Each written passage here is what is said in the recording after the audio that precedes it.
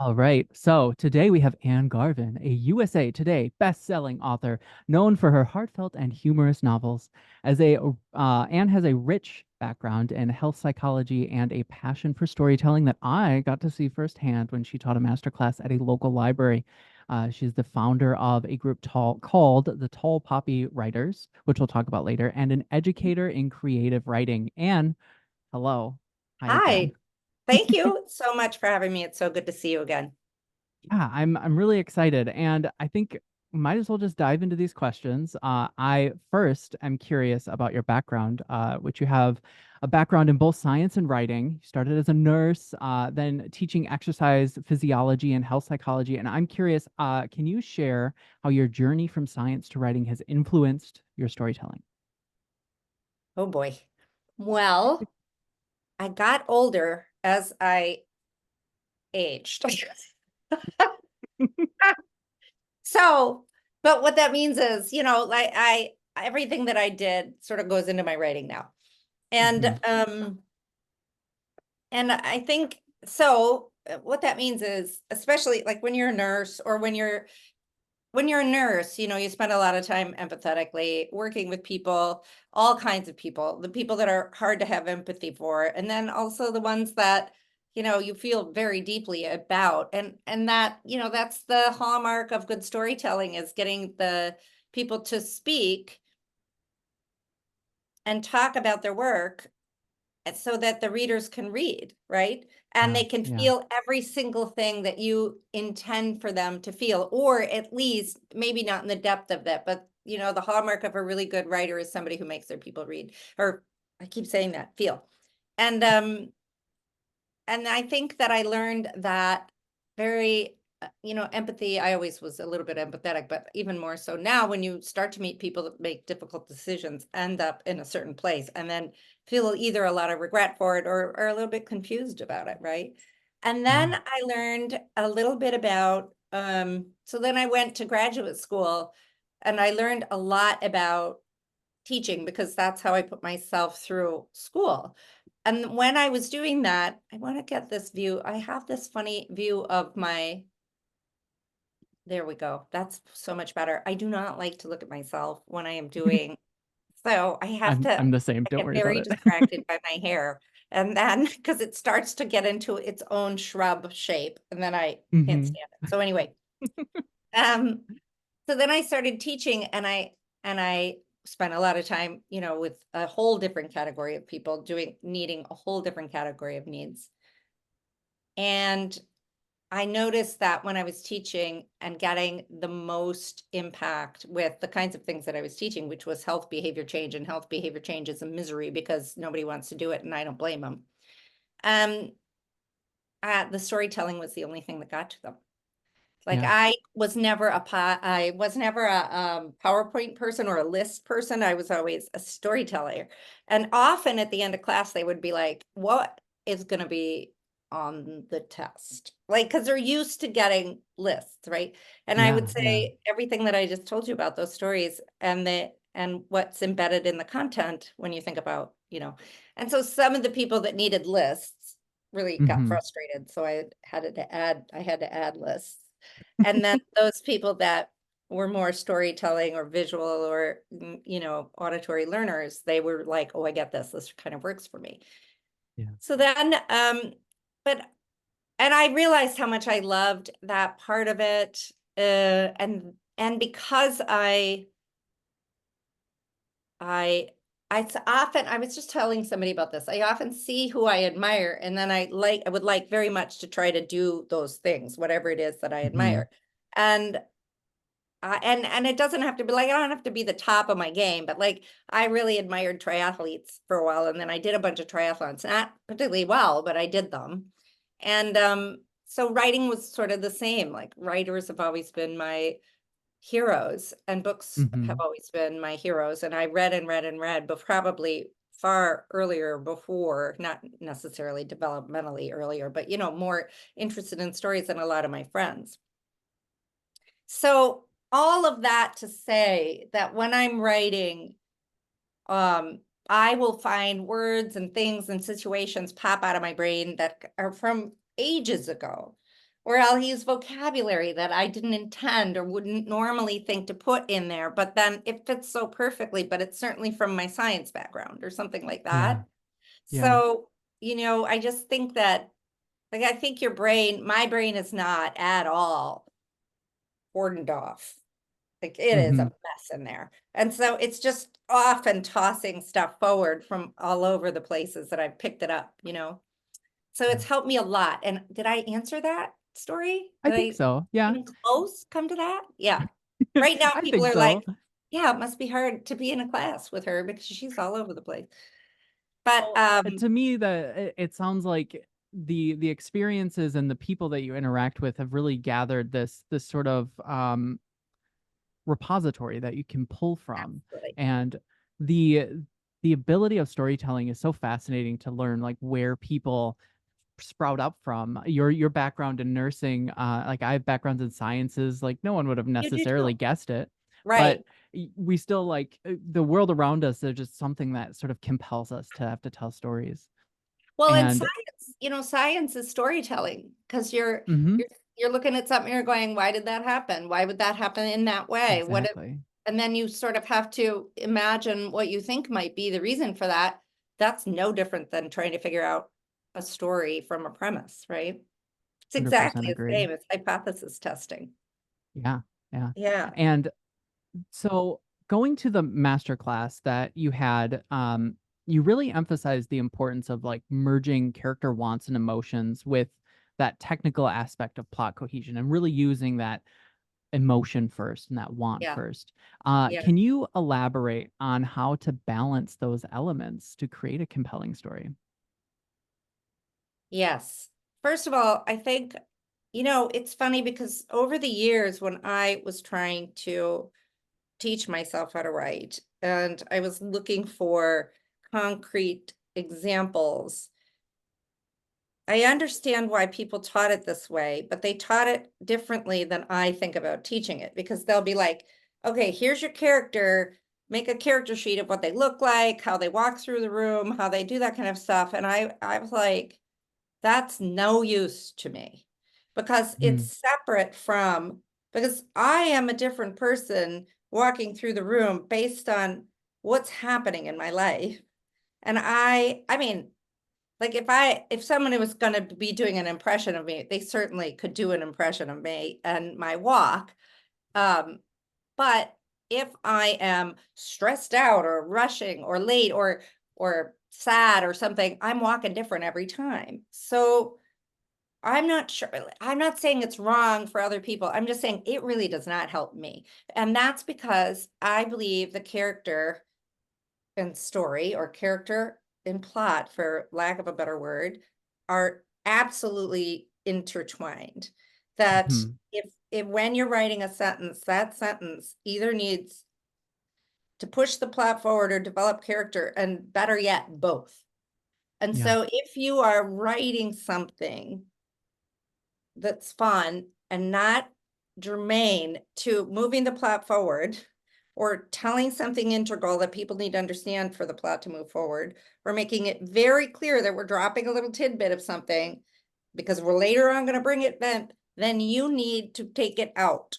And now I know that that is what that people will say, oh yeah, that's really important in genre fiction. And I would say, I mean, it's good in storytelling. And I think that to I just want to say a little aside here because I think it's Yeah. a little bit Yeah. important. And certainly if it's, you can tell me what you think about this, but I believe that the reason that we have categories like literary, contemporary fiction, fantasy, you know, supernatural, whatever. It's because Mhm. there's bookstore shelves and they need to be Yeah. put on the bookstores.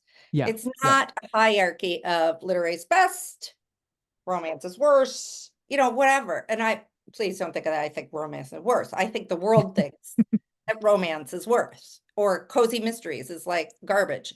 And it's Hmm. not. It's not Yeah. garbage.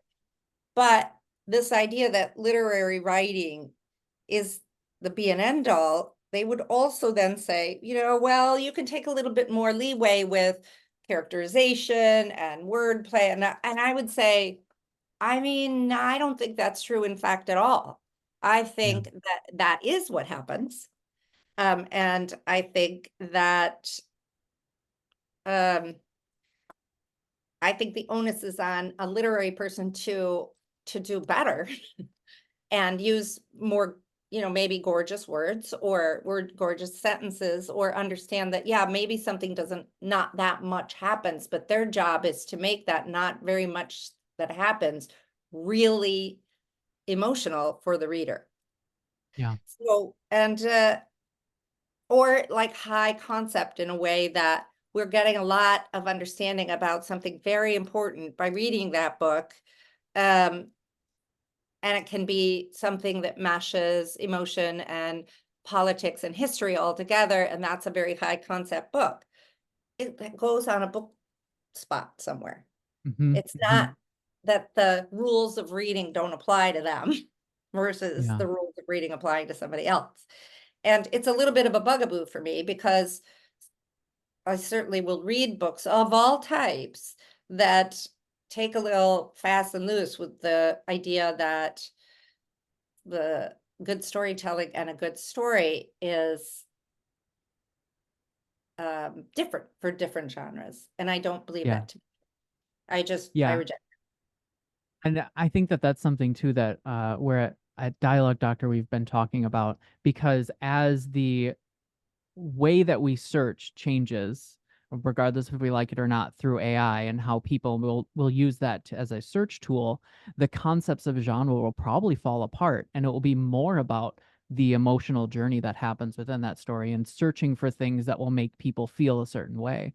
I And think, I'm already yeah, seeing it in certain keep going. fiction stories where there's like science fiction mixed with romance with mixed with like LGBTQ fantasy, and then just like strange paranormal. And it's like all these things that wouldn't normally fit on a bookshelf in one spot, but yet it's the feeling and the vibe that you can be like, this one matches with this one. And I think that that's the direction that we're probably headed towards.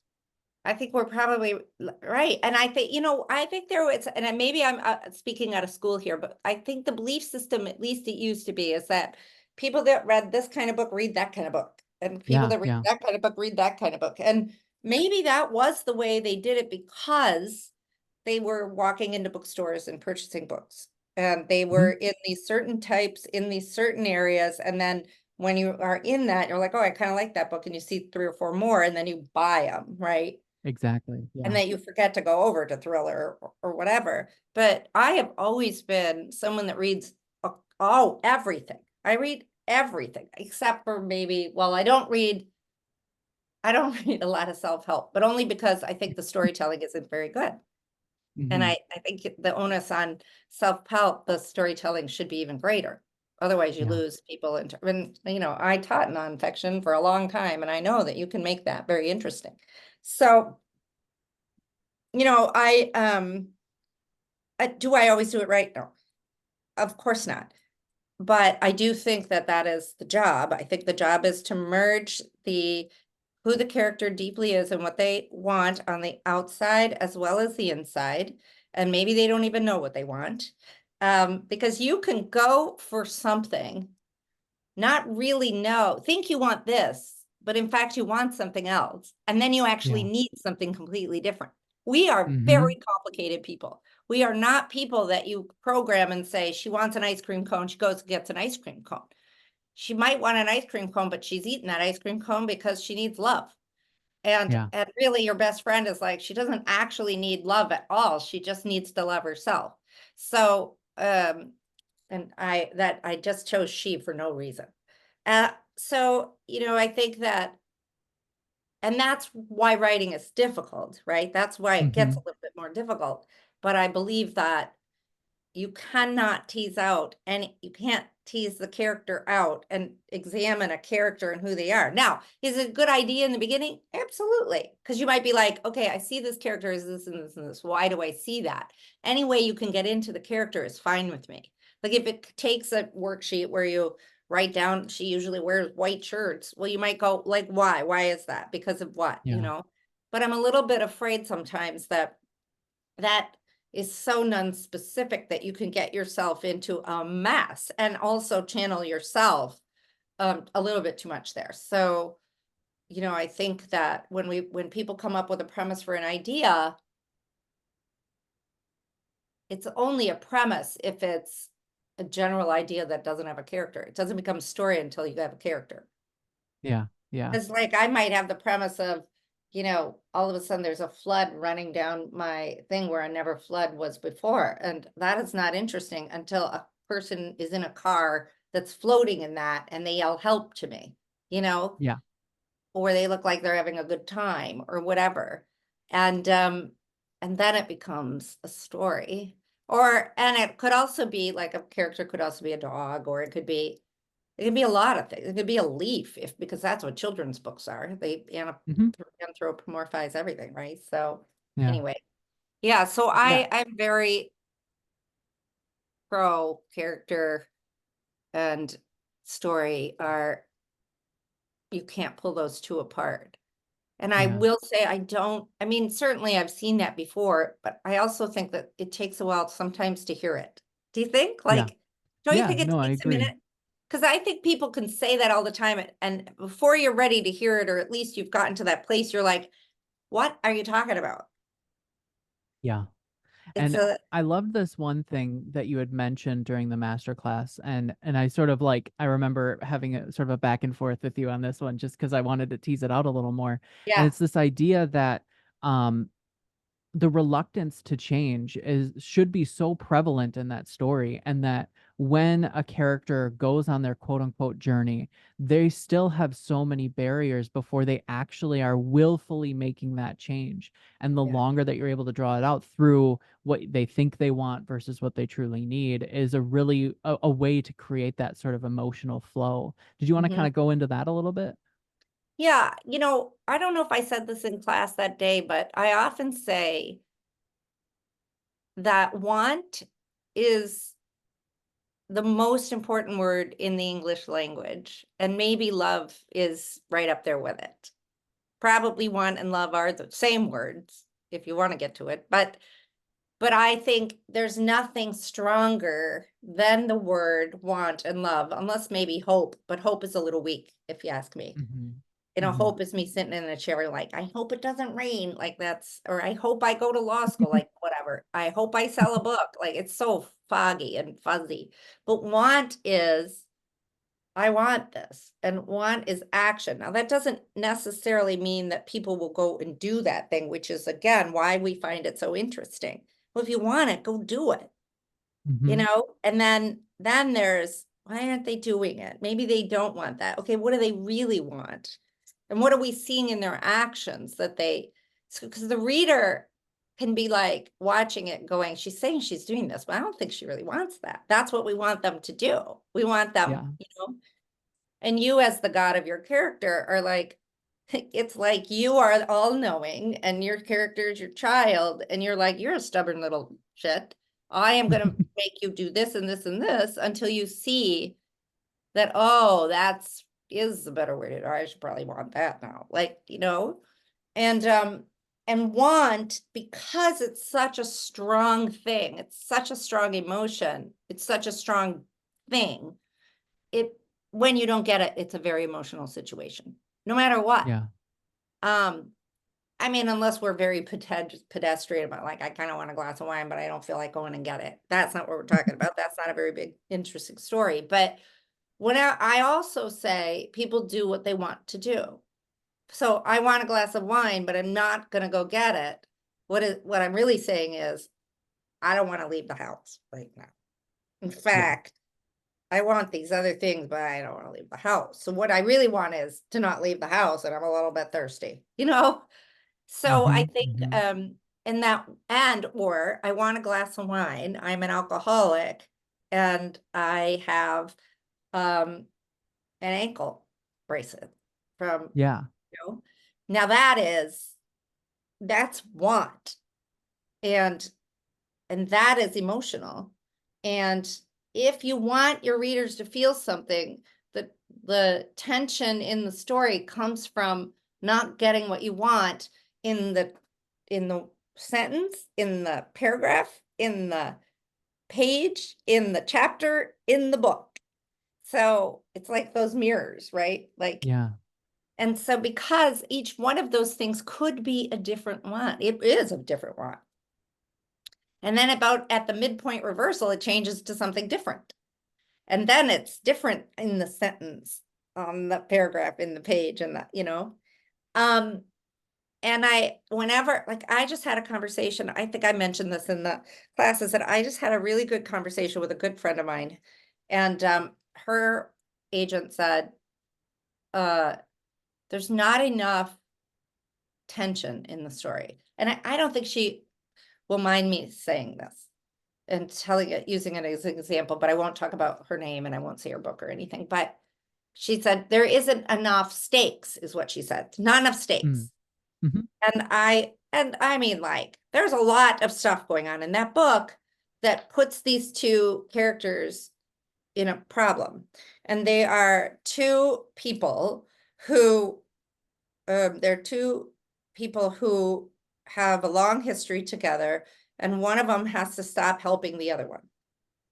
And that's going to be her arc, is to learn to stop doing that, right? And so she was writing it, and when I read the thing, I was like, I mean, I'm annoyed at her for continuing to help this brat. Yeah. And so the problem with that is that the tension is not in the right place. The tension in that situation is the tension in the relationship. And how do you stop helping somebody that's annoying? I said, maybe. I said, I'm just brainstorming, so it's fine if it doesn't work. But if you make them love each other so much, and it's really clear how much they love each other, and you've given them a power differential and reasons for it, and one of them can help the other one and the other one needs it. So the question then becomes, how do you stop helping somebody that you really, really love? Now the stakes are there. And there's no more bear in the middle of the road. You don't have to add a drug deal. The stakes are there because we all have someone we love that we want to stop helping. Yeah. Because the line between codependency and love is so fucking slippery. And Hmm. and a healthy relationship is not a codependent relationship. And so what she's learned, and so now this could have been a rom-com, or probably not ever, but it could have been. And now Hmm. we've got a very literary, very interesting story that people can relate to, Yeah. because I think we all have difficult friends or family members, or people that, we've done too much for them or whatever. And the stakes then become much elevated because of the love between them, rather than one annoying person and a person who has been tolerating her for a long time. Because everybody reading it would be like, just tell her to shut up. Right. So we talked about that a little bit. And, I think she texted me back and she's like, oh my God, I think that's maybe what I have to do. And I Yeah. was like, I think maybe you do too. And it makes logical sense to me in the way that I teach. You know what I mean? Like, I was Yeah. like, oh, Yeah. what's the problem? Because even when I was this is how I did it too. I was talking to her because I just read the book and I was like, so why was I annoyed with Hmm. the one, but actually both of them? What was going on there? Was, you don't want your readers annoyed at either one of them, because then they can't root for them, right? Like, they're just like, Yep. get it over with. It's a story, it works. Like, all the components are there. The Lincoln logs are in place. So why isn't it working? And so I was like, why is it? And I was like, well, I want the one to grow up and the other one there's no tension for me. Like, I don't want her to help her anymore. And I'm Hmm. mad that she is. And I was like, but if you made her love her, and then I was like, oh, that's it. Yeah. Like, you have to kind of look into it and go, take it apart and go, why don't I like her? What do I want? I don't want that. What can I do with it? Even though all the components are there. She had all the Yeah. components. Yeah. And I also believe that if you're not good at it, you could read it and go, I think it's fine. Like, yeah, I was a little annoyed. People all have sisters that they're annoyed with. So I think it's okay. Everybody has an annoying person. And I think, Hmm. yeah, but that's doesn't work, right? It's not relatable enough. Then the only people with an annoying sister who they hate or whatever are the people that are going to get that. Yeah. Everybody loves somebody that everybody does. Yeah. So is that, I think that when you ask me a simple question, I make it so hard.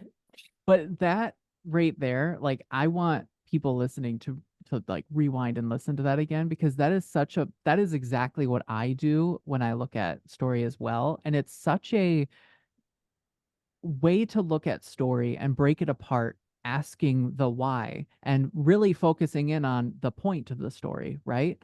The point. You're not adding in more texture just because there isn't quote unquote enough stakes. What you're doing is you're seeing what's actually there and trying to figure out what was the intent of this? Is there something here that more people can relate to? And is there a purpose that can be brightened or brought Mhm. up without having to change so much of the story? And I think that that in and of itself is a mastery of storytelling, and it's something that it takes time to sort of sit down and ask yourself why over and over and over again until you can get to that core, until you can get to the point.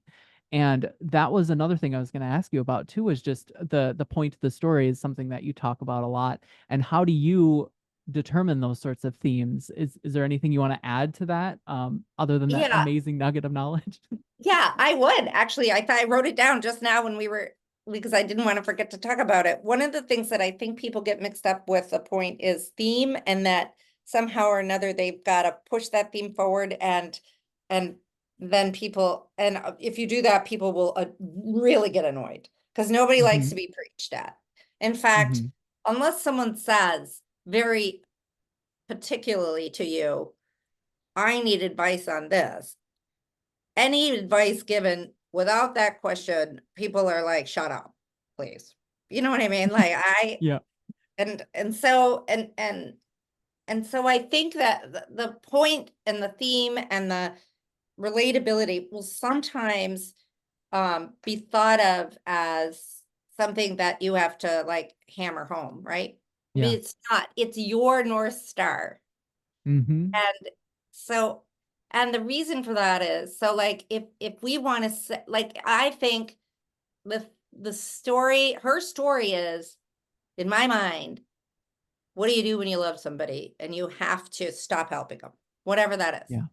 Yeah. And you have to, and on top of that, the the the problem that you're causing in your own life is probably you don't take care of yourself as well as you do this other person. So there's multiple things going on, right? Yeah. So, like, at first, we might go, okay, the point of this is that we should give the love to each other, to ourselves, and that we give to other people. But, and that could be the theme, except it's not in this situation. Because I would say, yeah, that's just a lady who needs to love herself. That's not what the story is about. The story is something different. And so if I'm writing a story and I'm thinking this is a story about a woman that needs to love herself, then I have to decide how doesn't she love herself and what shows that. And if it's Hmm. like I take care of other people, I take care of my sister too much. Then the sister is secondary. It doesn't really matter what happens over there because what we really want is to watch her figure out that she has worth. Yeah. Watching her take care of her sister may or may not help us understand that. Whereas if you're writing the story with the theme, how do you stop caring for somebody you love? Then the sister is much more integral to that Hmm. story. Hmm. And we have to figure out why she does that, what she did it for. Is that no longer necessary? How can she change that? And so it's small, right? These are, but one story is this story and the other story this story. And if you don't have in your head very clearly that's the B plot and that's the A plot, then you're going to be going between plot A and B all the time. And the reader's going to be like, why is she doing that? And what is the story about? Yeah. Like, why Yeah. am I reading this? And really it comes out not what is the story about, but it comes out like, I don't think she would do that. Or like, what am I reading this for? What does she want? Yeah. And that is often the case when we're reading a book that somebody's written that hasn't really figured out what their story is about. They have, and sometimes people can get away. I'd say a lot of people can get away with it because they have good voice or something, or they have a pretty good handle on story. But I think those are the books that are a little bit forgettable. The ones that aren't nailing it are the ones that people forget about. You know, you're like, oh, have I read that one already? Now that could happen to all books and my book too. It doesn't, not every book hits the same way, but I Yeah. do think that they are much less satisfying because stuff happened, it all made sense, but it wasn't like deeply emotional. And because the deeply emotional piece of it wasn't dug out so that we could see it change. It's Yeah. funny too, because I want to say that when I started writing books, I had probably a deep instinct about story and was Hmm. able to write that without being able to articulate that. But then and in fact, if people waxed too poetic about the science of storytelling or the way, I was always like, oh, just like that's more than I can think. But, like it's interesting because now that I have really spent a lot of time thinking about it and talking about it, like I can't shut up about it. Yeah. Like I can't watch a Same. movie. I am really a pain in the ass to watch a movie with. And because if it's a bad movie, like if it's something Mhm. stupid. Like I was watching, oh God, that was awful. I only watched like 15 minutes of it. The one with Family Affair with Nicole Kidman and the guy who's messed up his jaw that was from High School Musical. Zac Efron. Yeah. Yeah. And I was like, that girl would not talk to her movie star boss that way. I'd be like, she would not. Unless she's his daughter, he would not. What is that? And then I'd be like, why is she wearing red rubber gloves to dust in her house? She would not do that. Why is she doing that? Like that's just dumb. Yeah. They're just trying to make her look stupid. Or like, I don't think what is happening? She hasn't kissed anybody for 10 years since her beloved husband died. And like, she has 2 tequilas and she's making out on the couch with her daughter's thing. I'm like, I'm sorry. I don't buy it. And the Hmm. whole time I was like, that's dumb. Like, so, yeah, I can't do that. Like, I can't do it. Yeah. And I would tell people, writers to watch movies for that Yeah. because they could be like, yeah, it's like so dumb. Because you could almost Now, not.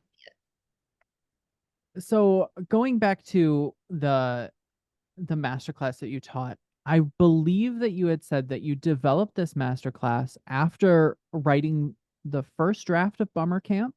No, And well, no, it wasn't Bummer Camp. It was a book that isn't even out yet that I okay, that's it. Yep. dig out of my computer somewhere. Yeah, I wrote a book from a premise. And I thought I would figure it out. I thought I would figure out what I was trying to say and that I Hmm. would be able to naturally do it. And I handed it in and got through 2 or maybe 3 edits with my editor. And they were like, it's fine. And I was like, no, it is not. It is not fine. I I pulled it and said, and I haven't actually looked at it since. But while I was doing that, because I knew something was wrong, I was deep into every single thing that I've ever read on plot and story, trying to figure out what was I doing wrong and what is the problem. And I was like, that is never going to happen again. And then I remember sort of pulling it all together and reading a whole bunch of stuff that resonated. And then now I can't shut up about it because I want everyone to know because it'll just make their life so much better and their writing so much better. And that's not to Yeah. say, so when I'm talking about this, we're talking about structure. We're not talking about Yeah. sentences. We're not talking about scene work. We're not talking about timing or cohesion or anything like that. We are talking about how to build the structure of a story by looking at character want and then understanding the rest of it, right? So, but if you can, you can get there, then your natural voice or your writing style or whatever can take you the rest of the way. Hmm. Um, I don't know why I felt like I needed to give that caveat. I think it's because I don't want people to think that if they figure that out, now they can, it's easy. Like it's not easy. Like I That's still, one of the first steps. yeah, like working on my every sentence. I'm constantly editing every sentence to make it sure that I, want it to say what it says, etc. But Yeah. Yeah. but it really, I mean, it's like anything, right? You're building a beautiful house. Your basement better not be on sand, and your struts better be all the same size, because every single thing you put on top of it, all those pages and pages that you put on top of it, you're gonna have to pull it all down if it's not in the right spot. And I Hmm. think that people do, or they give up, which is sad, and Yeah. I whatever. I really like though that the the fact that you recognize that something was wrong, even though everyone else was telling you, yeah, go for it. And you really said, I'm gonna put this manuscript that I've been working on aside because I'm not ready for this. And I need to take some time for myself to really like learn story structure before coming back to it. Mhm. Do you have an idea as to like what sort of direction you're going to go with the story now? That with that one, Mhm. no, it's like I'm too traumatized to even look at that one again. Yeah, yeah. Because That's I fair. worked for 8 months on it, or which is nothing compared to people that work on it for years or something. But it was during COVID and time. It was a very tough time. Like people were sick, and my kids were like trying to figure life out. It was such a tough time. So I think there's some of that, drama associated with that manuscript. But Hmm. yeah, I do. Every once in a while, I think about it. I think, oh, that very first scene you have, that needs to be your last scene. Hmm. And I was like, oh, and then I just go, don't think about that one because you got another book that, Yep. you're working Yep. on. Yeah. But I did not, but I'll say this, I did not figure it out with Bummer Camp. I wrote Bummer Camp before I gave up that book, and I couldn't figure it out. Hmm. And it's for the same reason. But what's interesting is that I wrote, um, I thought you said this would work before I figured it out. So that one Hmm. worked. So it's weird, right? Like it's how much I think I was writing a very challenging book, and Hmm. I was on a sandy foundation. And then same thing with this one. It's a very challenging book to write. And I think I just didn't have it. And then once I had it, I was like, oh, and then I could revamp it Yeah. and make it work. So I remember you talking about premise and having a good premise to talk about a book to somebody, like your elevator Mm. pitch sort of Mhm. sense. Do Mhm. you mind talking about what kind of structure you would advise someone to use to build a premise and use Bummer Camp as your example for your premise? Oh boy. Yes. Yeah. Okay. So the premise, yeah, okay, let me think about this. So over the years, I've thought of Bummer Camp. When I was thinking about Bummer Camp, why I thought about, how I thought about it. And part of it was like rehab looked really good to me, and not because I was a drinker or a gambler or something, but I just wanted to go someplace where somebody made me food and I could talk about my problems for a month and nobody left me, and I would had no email. Like I was like, why aren't I doing rehab? Like that would be amazing. And then I was like, that was just like a thought. Like I was talking to my Hmm. girlfriend about it, and then I was like, what, she said to me something like, well, that's what a spa is. And I'm like, I don't want a spa. I don't want a bunch of people. Like, I just want to moan about stuff. And I don't want anybody being toxically positive about it. And then I was like, wouldn't that be hilarious if you had a bunch of people just sitting around complaining? Who are those people that want to get away like that? And who would be the ones in charge of them? And then I was like, oh my God, that'd be so funny. And what if the people that were in charge of that were the same people that really should be at that camp. And then I was like, oh my God, what if the person that, was a little kid on that camp didn't want to have anything to do with it, but she gets pulled back because she's got to save it. And then I was like, oh my Yeah. God. And then I started building this idea of what kind of character and what was the camp before it was this anxious and depressed camp for people. And then I start to do this. And then the next thing I do is, because I write, mostly female, like my protagonists are female. I have a lot of men in my books, but my protagonists are typically female. And I was like, so wouldn't it be funny if this woman grew up on the camp, but the camp was a theater camp, or it was any other kind of camp than this camp. And now it's turned into this weird, anxious and depressed camp, and it's going under, and she's on the mortgage, and she's pregnant and going to have a kid and cannot go back there and write it. But if she doesn't write it, she's going to lose her house. And then it's the story now. Mm-hmm. Like, it's a story now. It's the story of a woman who wants to get on with her life and forget about this camp that didn't make her feel very good when she was. And in fact, she did way too much and gave up her childhood for it. And she doesn't want her child to do that. And she gets hauled back in, and somebody's changed it from the camp she grew up on into this other ridiculous thing filled with ridiculous people. And so then it becomes a story about a woman who doesn't want to take care of anybody anymore. And she's isolated herself so much and she thinks that's okay. And she's going to have a baby, and she thinks that's okay. I only want to take care of people I make. And then we know that that's going to not be okay, right? Yeah. Anybody that says that, you're like, oh, and hilarity ensues, right? Or like, and it's a very common thing is that, because it's sort of like with smokers, right? We think, okay, well, just quit and go cold turkey, right? Well, we know that that's a very difficult thing to do, but you can't all of a sudden go cold turkey on taking care of your family, right? Like, Mm-hmm. you can distance yourself, you could get away, but if eventually they call up and they're like, I really need you, it's very hard to not do that. And I think we all, we have parents who are not feeling well, and we have to take care of them, and they're aging, and we have to go back, and we don't want to, and we didn't even like them very much. And next thing you know, right? So it's a very relatable thing, but it's in a ridiculous situation, which I always love. I love a Mm-hmm. ridiculous situation because I love a story about somebody who's asked to do more than they're able to do, almost in a superhero way, and they're not superheroes. Like, Mm-hmm. that's my favorite thing, because I feel like that's all of us. Like, we Yeah. think we're just going to live our life and, buy carrots and work our jobs. And then all of a sudden we're in an airplane that's going down, or you know, you're, you're stuck in a situation that is greater than you ever thought it would be. And, that's my favorite kind of story. Like, Yeah.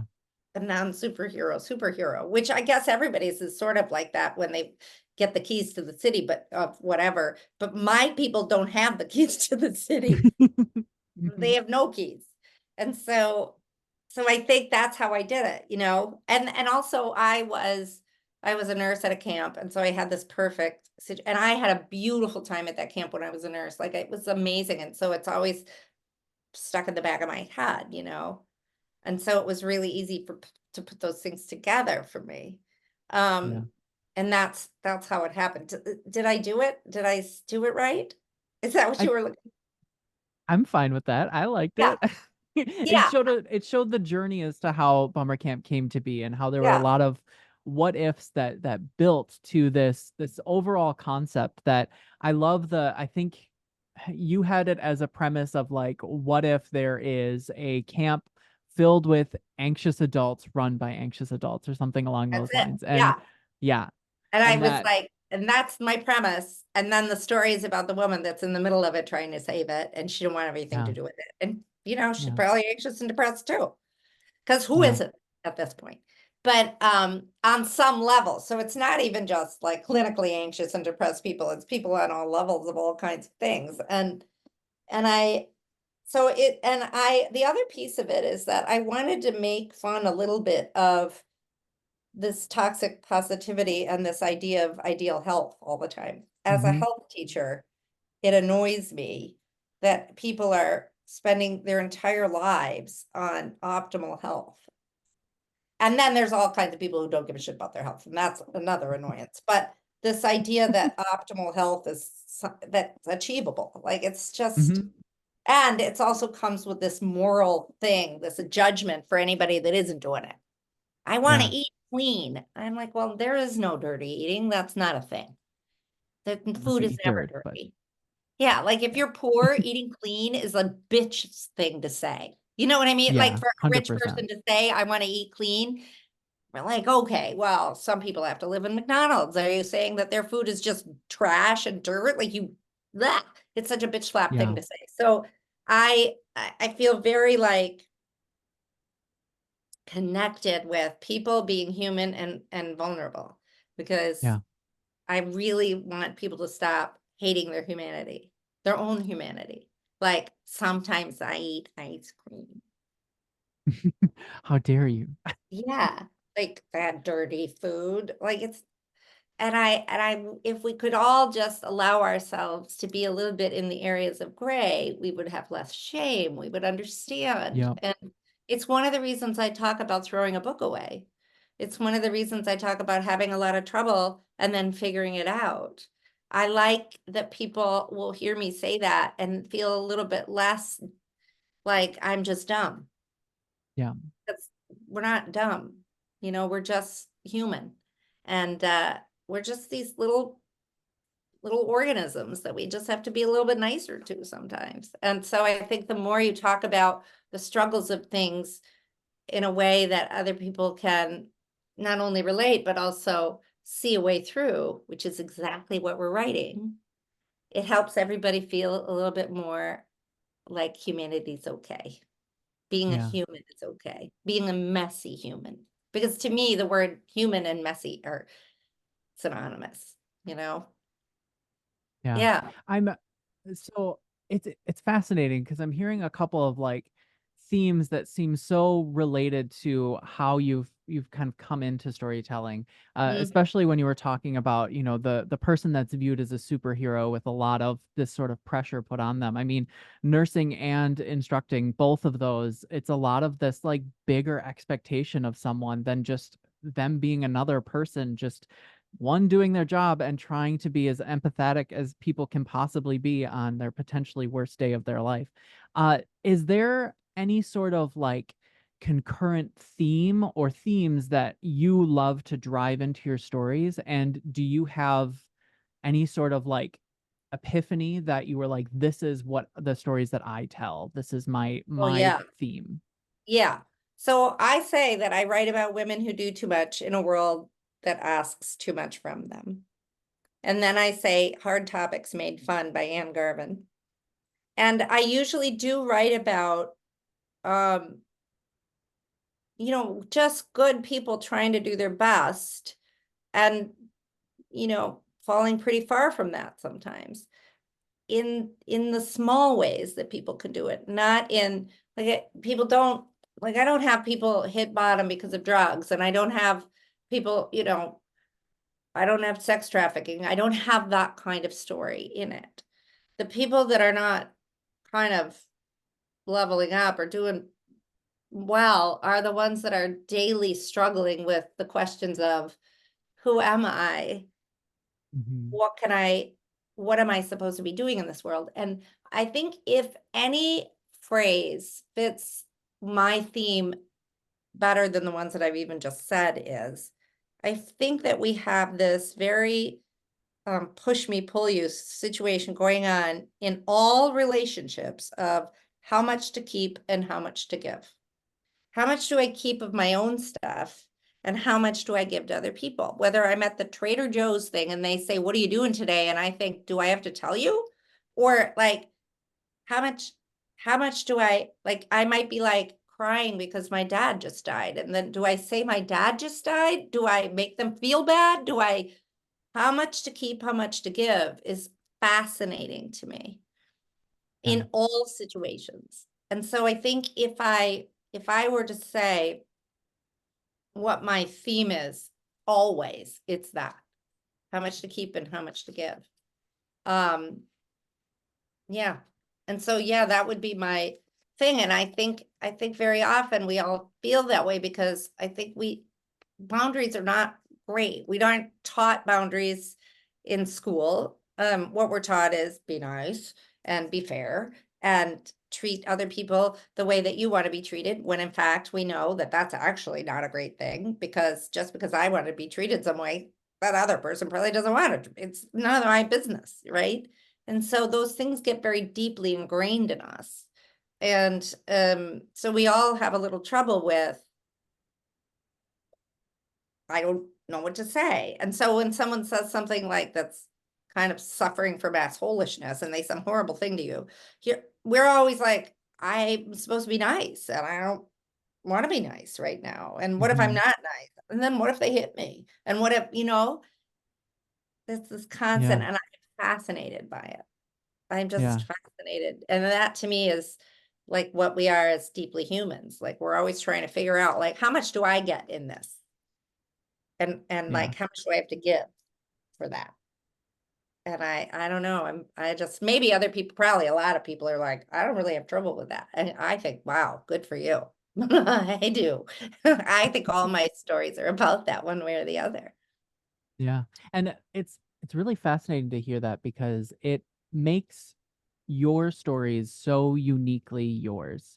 Because Yes. when you're talking about that, I'm thinking about what are the themes that I'm exploring and what are the stories that I tell. And for myself, like when I'm loving writing cozy queer fiction. So my sort of like guiding light or statement is just like this unapologetic queer joy, which includes all of the sass and all of the, we're just going to be happy and have these like wildly good feels just because that's the world I would love to live in. And Yes. so that Right. makes my story unique and that's like my theme over here. And it's one of those things that's what helps me to craft those stories that then fall under that. Yes. That is such a great way. I hear you. And I think that's such a great understanding of why you're writing what you write and why that's such a guiding light for you. Yeah. I want to live in that world. So I'm going to make Good. that world. Yeah. Yeah. I Yeah. love it. So I think I would love to talk a little bit about the Tall Poppy Writers, which you are Oh, a sure. founder of. Do you mind going into that a little bit for me? No, I'd love to. When I first started writing, I thought I'm never going to sell a book. I, I'm not a digital native, but also in the time when I started writing, Twitter wasn't even a thing. Like it just started. Mhm. And and I couldn't see how I was ever going to be able to publish a book. Like, how was I going to do that and get people to read it? Like, and so I thought, well, I don't get why we're not all helping each other do it, for one thing. Mhm. My nursing, my teaching, like, why aren't people doing that? And um, and then I read this thing. This woman told me about this Australian research that was talking specifically about uh, women, but not exclusively women, where people are in the workplace and they are not helping each other. They are, in fact, cutting each other down. And Mhm. so, and it's called the tall poppy syndrome, meaning like referring to when poppies are in a field, if one of them grows up, genetically it's no good and they cut it down. So they don't want it to Mhm. grow. And so that's where the name came from. And I thought, well, yeah, I guess that's a problem, And I thought, well, I'm going to make a group. I don't want to live in that world. I'm Mhm. going to make a group of people that don't do that. We are all going to talk about each other in a positive way. And we are going to share each other's things, and we're going to get our own readers, and everybody's going to have their own readers. And then we're going to send them out to their readers, and we're going to talk about it. So, and it's a collaborative marketing group. And, Yeah. and we've been doing it for 12 years. We have about 37 members, so it's small. We have lots of reader groups, and readers can join in, they can meet us, we can go to events together and see you and that kind of thing. But we only have 37 people because I can't manage 38. And Hmm. every year, if somebody leaves, if somebody leaves, we bring a new person in. And usually when we bring that person in, somebody in the poppies will say, this person is a really generous, really great person, and we would love to work with them. And so would you consider them? And then we will consider them. So there's no application process. There's no way to kind of get in. Yeah, But I would say this, nothing is stopping everyone from doing it. Like, there's no exactly. reason, you don't need me. We Yeah. don't have a budget. And there's just me and one other person like running it. And the only thing that keeps us going is that we just keep going.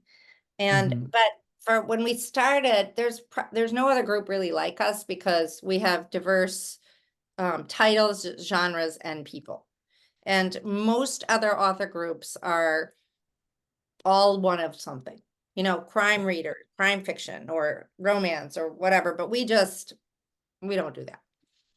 And it's one of the things that I'm most proud of. So back in 2012, people were working in a silo, and there really wasn't a lot of generosity. And then we did this, and then a whole lot of other groups cropped up and fell away. And because it is hard to manage. And we've gone through rough times for sure, and Hmm. restructuring and things like that. But our whole thing is, organization out, energy out, not in. Hmm. And we're all about generosity. Um, so I just think if there were 100,000 of them, if there was 100 of them, we wouldn't have to worry about the New York Times. We wouldn't have to buy enormous amounts of publicists or whatever. There could be a place where we could all talk about things and find each other, and it wouldn't be a throwdown every time. Um, and of course, that's not happening because people are busy and they're writing Hmm. books, and not everybody has the capacity to do it. And I have a lot of good help and a lot of good poppies, but we did change. I really do believe that you see it all the time, people helping each other. And I think we changed the culture. I believe that we Yeah. did. Or Yeah. at least we were on the cusp of it and we started it, because there's been a lot of groups that have been created since us. But again, that's not to say there was other groups too that were just all crime or whatever, so, Yeah. but we just stopped that. And those other groups only have 6 people in it, or 5 people in it, or 4 or something. Yeah. So, I'm proud of it. It's just a lot of work. Yeah, but it's a good thing for anybody listening to follow the Tall Poppy writers and to see what you are all doing, because it's not that hard to share another author when they release something. It's not that hard to send it over to your readers and just uplift other people. And that's something that I personally am very embedded in, as I look for ways to uplift others, because at the end of the day, reader's not just reading you. And if you think that, you're incorrect. Yes, and there's no top. There's no one Yeah. top. Like, even the New York Times has a bunch of people in it. So like Yep. there's space for us all. And every day is different. Yesterday, today, tomorrow, right? And and I I don't, I've been put in Instagram jail like mad these last 2 months for no reason. I'm not doing anything. They should be, all those weirdos DMing me are the people that should be put in Instagram jail. But Mm-hmm. Mm-hmm. but like, it doesn't cost me anything. But the only thing is, the thing that stops that is envy Yeah. and jealousy Yes. Yep. and low 100%. self-esteem. And why don't I have a piece of that pie? And when is my time going to come? And that kind of thing. And I think I understand that maybe my time will never come, or Yeah. maybe it comes and then it's over and I don't get to stay. And I think I like, and I also recognize what are we talking about at the top? I can tell you right now that anybody that's at the top in Hollywood, whoever that is, Nicole Kidman or Julia Roberts or whoever is scared to freaking death that they are going to slide right out of it. Yep. And, or unless they maybe want to by now because they're sick of it. But, in most cases, they're like, she got that part. Oh, I was up for that part. I thought I was going to. Mm-hmm. It's never. Mm-hmm. So you got to let go of it and then you can enjoy Mm-hmm. yourself.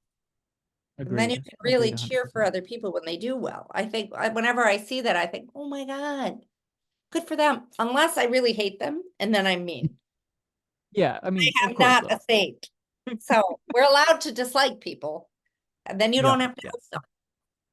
But yeah, for the most part, people are pretty yeah. great, Yeah. Yeah, I wholeheartedly agree. I ended up entering into the indie space and I met so many wonderful friends and it really I didn't feel like I grew as a writer until I made those friends. And Yeah. so even even just the fact of learning how things work is Yeah. worth it to shout out at the top of the hills when their things come out. And Yeah. so I'm with you. I love the idea that this isn't a silo and that we shouldn't do that. Yeah. It's not. We shouldn't do that. And there is no zero sum game. Like it's not a Yeah, competition. Like, yeah. and I get it. I get it. We're taught that. That's what capitalism.